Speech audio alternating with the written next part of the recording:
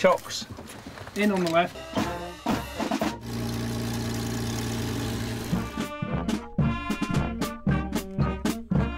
Assen in Holland, and over 1,000 of the townspeople get ready to welcome an RAF Lancaster. It is a special day to remember 7 brave young men. October the 20th, 1943, and a Lancaster crew get airborne from Warboys near Huntingdon. They are part of the Pathfinder Force. Their job to lead a large formation to their precise target in Leipzig. The weather is bad, the task nearly impossible, but they still drop their marker flares and head for home. All of the crew have completed dozens of successful missions. But despite all that experience, this was not to be their night. The aircraft came under attack from a German night fighter as it crossed back towards the English coast. It hit the ground, with all 7 crew still on board, in the corner of this field. The Lancaster goes down. First a little bit fire, but bigger, and at the end it was thermalist on the ground, with many noise. The town knew nothing of the fate of the crew until 2 days later, when 7 fresh graves dug by the Germans appeared in their cemetery, here visited after the war by Queen Wilhelmina. The crosses were unmarked, but a 14-year-old Harry de Waard went to the crash site and found something, a purse containing blackened coins. We saw one of the coins was such a coin, was a medal. And on the medal was the name of Roy L. Taylor. The town had its first name, Roy Taylor, 20 years old and one of the aircraft's gunners. Today the graves remain unmoved, still nestled among Assen's own dead, but now with official war grave headstones. The crew included Clarence Foster, the rear gunner, Albert Evans, the wireless operator, the pilot, Richard Manton, and a 21-year-old decorated flight sergeant, Albie Branch, from Aldborough in Suffolk. Today, Albie's sister is a special guest in the town.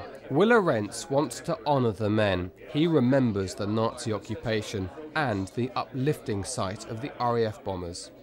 I saw them as absolutely heroes. These were the men well, they said that said something to me. They were fighting against our enemy, because in '44 my father was shot by a German, and at that time you are close to your father, and I was the only son. Over 55,000 members of RAF Bomber Command lost their lives in the Second World War. This is the story of just 7 of them, now in the eternal care of a community they never even met. An RAF Lancaster is on its way to Holland. Like their predecessors 60 years ago, the crew crossed the North Sea, coasting in over continental Europe. Even for this modern-day display crew, it is very emotive. Every time we fly the Lancaster, I personally sort of drift back into the past and try and imagine what it was like. It was particularly evocative today, flying across the North Sea, thinking back to all the people in the past who flew on a one-way journey. Basically, they flew over the North Sea and never got back again. At their destination, 1,000 people from the town of Assen are preparing to right a wrong.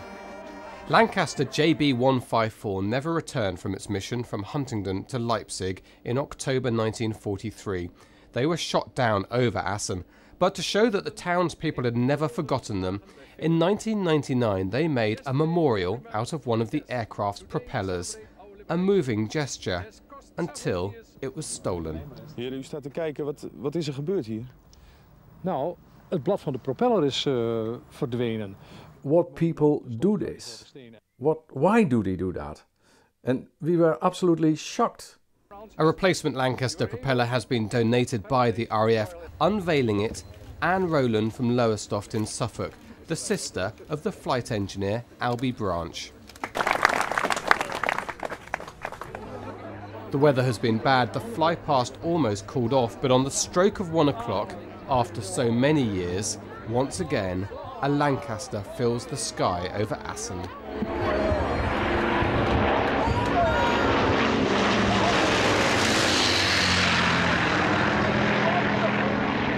Brilliant, brilliant, my boy. Fantastisch. For the Dutch people, that was the sign that there are still people out there fighting for our freedom. And that's why we honor these men. It's very important for the Dutch people. The war is very men now thinking about it here in Holland. Because this is so near to where the aircraft came down, your memory automatically goes back to what happened then and the loss of all those lives. The youngest of the 7 crew was Roy Taylor, just 20, but they were under the command of an experienced pilot, 30-year-old Richard Manton. In the afternoon before the evening flight, according to another Lancaster pilot, Walter Thompson, Squadron Leader Manton was in here, the officers' mess at RAF Witton near Huntingdon. His friends and members of the crew asked him to play one of his favourite piano pieces, Russell in the Spring.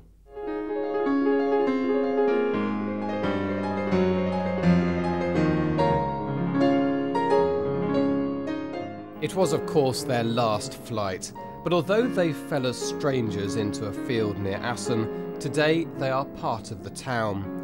As their Lancaster represented hope to the people of Holland, so their memorial represents a deep gratitude to the young men of RAF Bomber Command. James Blatch, BBC Look East, Assen in Holland.